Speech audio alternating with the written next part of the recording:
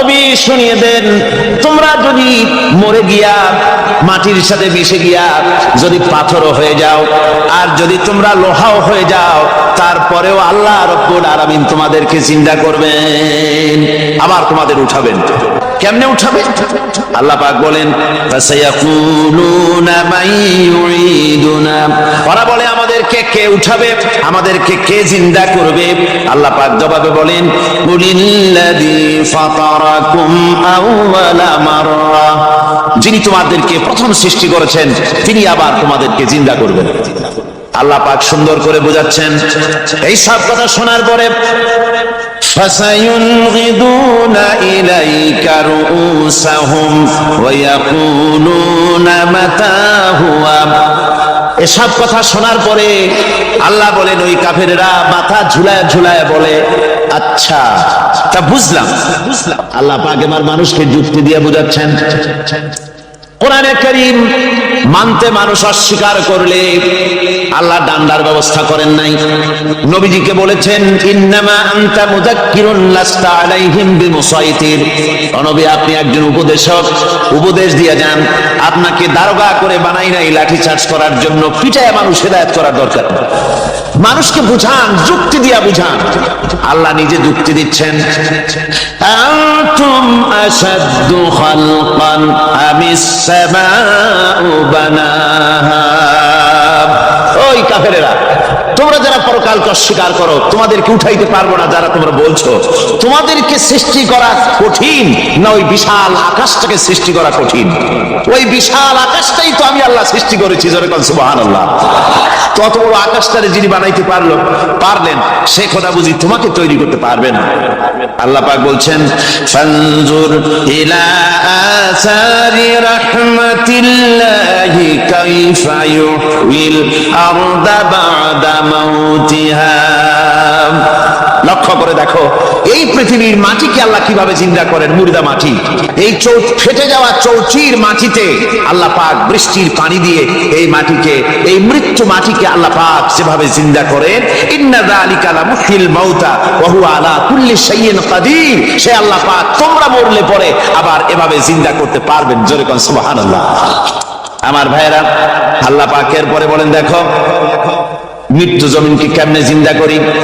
আল্লাহুল্লাযী আরসালার রিয়াহা ফাতুসিরু সাহাবা ফাসুকনাহু ইলা বালাদিন মাইতিন ফাআহইয়ানা বিহিল আরদা বা'দা মাউতিহা কাযালিকান নুশুর। আমি আল্লাহ রাব্বুল আলামিন ওই সমুদ্রের নোনা পানিগুলোকে, সমুদ্রের লবণাক্ত পানিগুলিকে বাষ্পীয় আকারে উত্থিত করে মেঘমালায় পরিণত করি, আর এরপরে বাতাসকে হুকুম করি, বাতাস এই মেঘটারে টেনে নিয়ে যাও অমুক জায়গায়। মেঘ চলে এলো, আল্লাহ রাব্বুল আলামিন বলেন, মেঘ এবার বিন্দু বিন্দু করে বৃষ্টি বর্ষণ করে দে। আমার হুকুমে ওই পানিগুলি বৃষ্টি হয়ে বিন্দু বিন্দু হয়ে জমিনে পতিত হয়। আল্লাহ বলেন, এভাবে করে বৃষ্টির পানি দিয়া মরা জমিনকে জিন্দা করে দিয়া নববধূ গর্ভধারণের যেমন প্রস্তুতি নেয়, বৃষ্টির পানি পায়া মরা জমিন তেমন ফসল ধারণের জন্য প্রস্তুতি নিয়ে নেয়। সুবহানাল্লাহ বিহামদিহি। এইটা যেভাবে আমি করি, কাযালিকান নুশুর, এইভাবে করে তোমাদের কি কিয়ামতের দিন আমি জিন্দা করতে পারবো? কেমনে অস্বীকার করো? কাইফা তাকফুরুনা বিল্লাহি ওয়া কুনতুম আমওয়াতান ফাহইয়াকুম সুম্মা ইউমীতুকুম সুম্মা ইলাইহি তুরজাউন। কি করে তুমি আমাকে, আমি আল্লাহকে অস্বীকার করো? কুনতুম আমওয়াতান, তুমি ছিলে নিষ্প্রাণ, ফাহইয়াকুম, এরপরে আমি তোমাকে জিন্দা করলাম, সুম্মা ইউমীতুকুম, এরপরে তোমাকে আমি মৃত্যু করব, সুম্মা ইহয়িকুম, এরপরে তোমাদেরকে আবার আমি জিন্দা করব, সুম্মা ইলাইহি তুরজাউন, এরপরে তোমাদের সকলকেই আমার কাছে ফিরে আসতে হবে। দেখেন না, আমরা যখন মানুষকে কবরে রাখি, কবরে রাখা তারপরে উপরে মাটি দিয়ে কি বলেন আপনারা, মিনহা খালাকনাকুম, পড়েন মিনহা খালাকনাকুম ওয়া ফিহা নুঈদুকুম ওয়া মিনহা নুখরিজুকুম তারাতান উখরা। এ বান্দা, এই মাটি দিয়া তোরে তৈরি করা হয়েছিল, এই মাটির ভিতরে রেখে গেলাম, আবার এই মাটি থেকে আল্লাহ রব্বুল আলামিন তোমারে জিন্দা করবেন। কিয়ামতের ময়দানে সকলকে উঠতে হবে সেখানে আল্লাহর দরবারে। আল্লাহ পাক বলছেন, বান্দা কেমনে অস্বীকার করো? ইন কুনতুম ফি রাইবিন মিনাল বা'স ফাইন্না খালাকনাকুম মিন তুরাব। পরকালকে যারা অস্বীকার করো, কিয়ামতে উঠতে হবে, এটাকে কিভাবে অস্বীকার করো? চিন্তা করে দেখো, তুমি নিষ্প্রাণ মাটি ছিলে, সেই মাটি দিয়েই আমি তোমাকে তৈরি করেছি। আবার আল্লাহ পাক মানুষকে আরো বুঝান, কিয়ামত আছে, পরকাল হবে, আল্লাহর দরবারে উঠতে হবে। আলাম ইয়াকুনু ফাতাম মিন মানিজ্জিয়ুমনা, তুমি কি মাতৃগর্ভে নিক্ষিপ্ত এক ফোঁটা পানি ছিলে না? সুম্মা কানা আলাকাতান ফাখালাকা ফাসাওয়া, এরপরে তোমাকে মাংসপিণ্ডে, জমাট রক্তে মাংসপিণ্ডে পরিণত করা হলো, এরপরে তোমাকে সুন্দর করে তোমাকে সুগঠিত করা হলো। ফাজআলা মিনহু যাওজাইনি যাকারা ওয়াল উনসা, এরপরে মাতৃগর্ভের ভিতরে আমি এটাকে পুরুষ বানালাম, কন্যা সন্তান অথবা পুত্র সন্তানে পরিণত করলাম। এইটা যে পেরেছে, যিনি পেরেছেন, আলাইসা যালিকা বিকাদিরিন আলা আইয়ুহিয়াল মাউতা, সে আল্লাহর পক্ষে কি সম্ভব নয় যে তোমার মৃত্যুর পরে তিনি আবার জিন্দা করতে পারবেন? কি বলবেন, কি বলেন, সম্ভব না? তিনি পারবেন না? নিশ্চয়ই তিনি আবার কিয়ামতের মাঠে আমাদেরকে হাজির করতে পারবেন, এতে কোনো সন্দেহ নাই।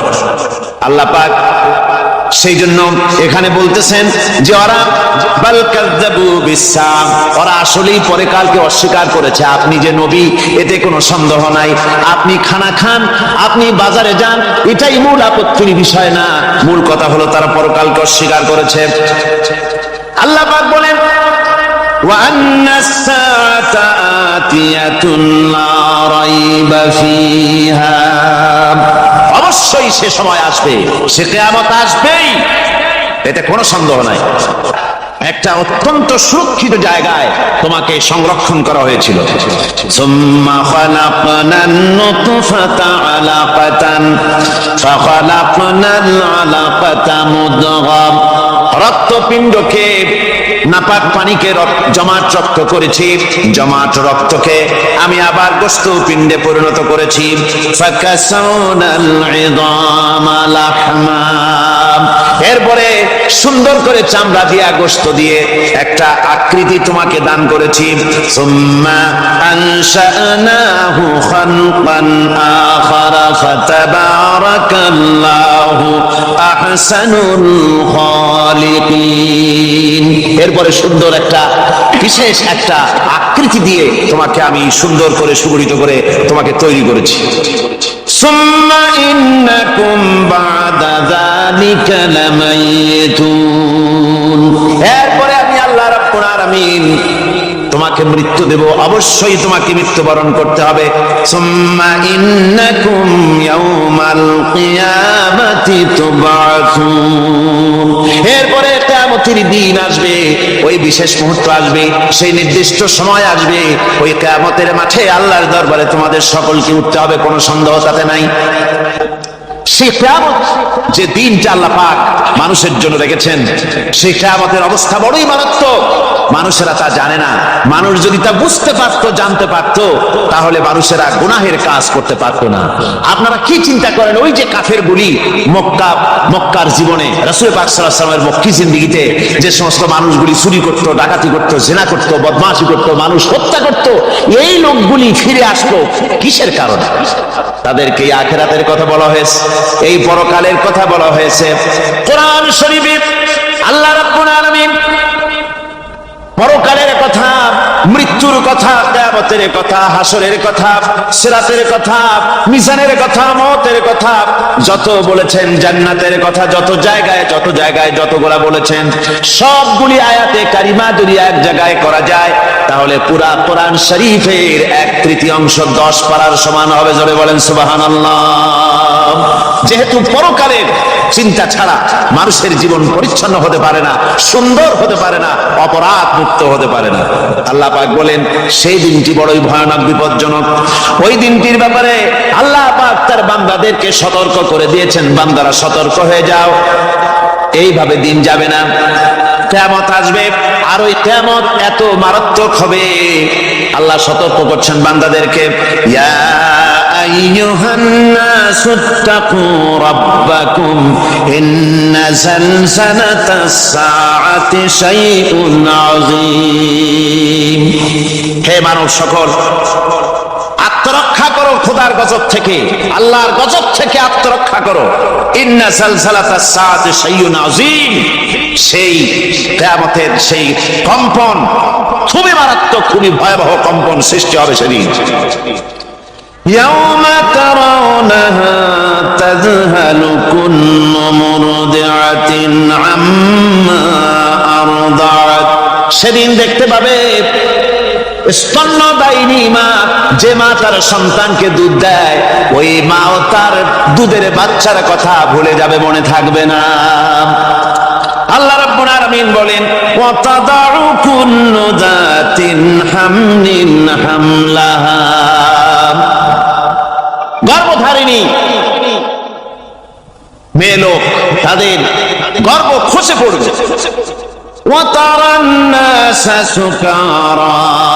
মানুষকে মানুষ দেখতে পাবে, মানুষগুলো উদ্ভ্রান্ত হয়ে পাগলের মতো ছোটাছুটি করছে। আল্লাহ বলেন, ওয়ামা হুম বিসুকারা, আসলে এরা নেশাগ্রস্ত নয়, আসলে পাগল হয় নাই। ছুটছে কেন? কেন? স্তন্যদায়িনী মা দুধের বাচ্চার কথা ভুলে গেছে। গর্ভধারিণী গর্ভবতী নারী, তার গর্ভ খসে পড়েছে, মানুষ পাগলের মতো দৌড়াচ্ছে। কারণ কি? পাগল তো হয় নাই। আল্লাহ বলেন আসল কারণ হলো ওয়ালাকিন্না আযাবাল্লাহি শাদীদ, আল্লাহর ভয়ঙ্কর আযাব। আর এই সব দৃশ্য, এই সব কম্পন মানুষের মধ্যে ত্রাস সৃষ্টি করে দিয়েছে, এই অবস্থার সৃষ্টি করেছে।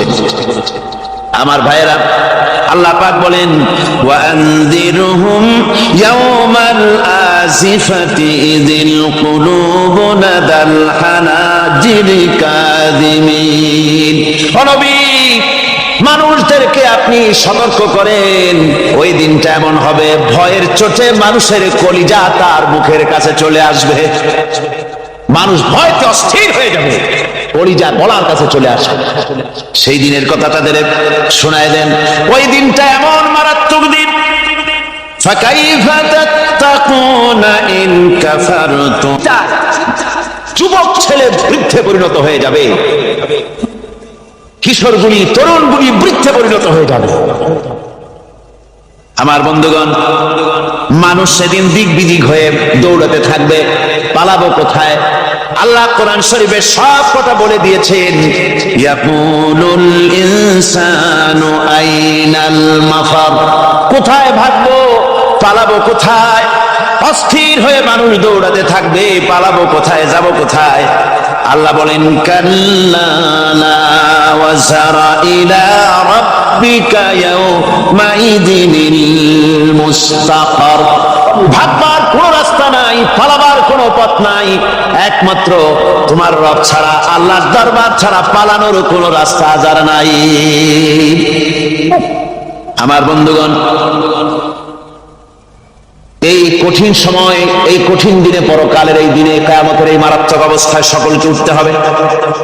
আল্লাহ পাক বলেন, এরপরে কিয়ামত অনুষ্ঠিত হয়ে যাবে।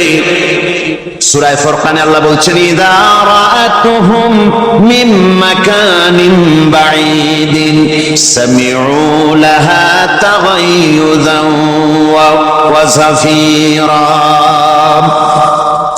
যখন তাদেরকে জাহান্নাম দেখতে পাবে, অর্থাৎ জাহান্নামের, যখন তারা জাহান্নামের দিকে অগ্রসর হবে, তখন তারা দূর থেকেই জাহান্নামের ক্রোধ এবং তেজস্বী আওয়াজ শুনতে পাবে। জাহান্নামের আওয়াজ, বিকট আওয়াজ। ওই যে কক্সবাজারের সমুদ্র সৈকতে ভ্রমণ করতে গিয়ে সমুদ্রের তুফানের আওয়াজ শুনছেন না? কথা বল না কেন? সমুদ্রের তুফানের আওয়াজ শুনেছেন তো? এইটা কি? এটা কিছুই না, এর থেকে মারাত্মক আওয়াজ, তেজস্বী ক্রোধের আওয়াজ কানের মধ্যে আসতে থাকবে জাহান্নামীদের। আল্লাহ রাব্বুল আলামিন বলেন, ওয়াইদা উলকু মিনহা মাকানান দায়িকাম মুকাররানিনা দাউ হুনালিকা সুবুরা। যখন তাদেরকে হাত পা বেঁধে এই জাহান্নামের কোন সংকীর্ণ জায়গায় ফেলে দেওয়া হবে, তখন দাও হুনালিকা সুবুরা, তারা তখন নিজেদের ধ্বংস এবং মৃত্যু কামনা করবে। আল্লাহ বলেন, লা তাদউল ইয়াওমা সুবুরান ওয়াহিদান ওয়াদউ সুবুরান কাসীরা। আজকে এক মৃত্যু দেখো না। আর সে জাহান্নাম এত মারাত্মক, এত কঠিন জায়গা, যে জায়গা সম্পর্কে আল্লাহ পাক বলছেন, ইন্নাহু মাইয়াতি রাব্বাহু মুজরিমান ফাইন্না লাহু জাহান্নামা লা ইয়ামুতু ফিহা ওয়ালা ইয়াহইয়া। অপরাধী হয়ে যে লোক আল্লাহর দরবারে উপস্থিত হবে তার জন্য জাহান্নাম হবে, জাহান্নামে আল্লাহ দিবেন। আর ওই জাহান্নামে যখন লোকটা পড়ে যাবে, জাহান্নামের অবস্থা এমন হবে, লা ইয়ামুতু ফিহা ওয়ালা ইয়াহইয়া, সে বাঁচবেও না মরবেও না, জীবন মৃত্যু একটা অবস্থা সৃষ্টি হবে। ওই জাহান্নামে নারুল্লাহিল মুকাদাতুল্লাতী তাত্তালিউ আলাল আফইদা।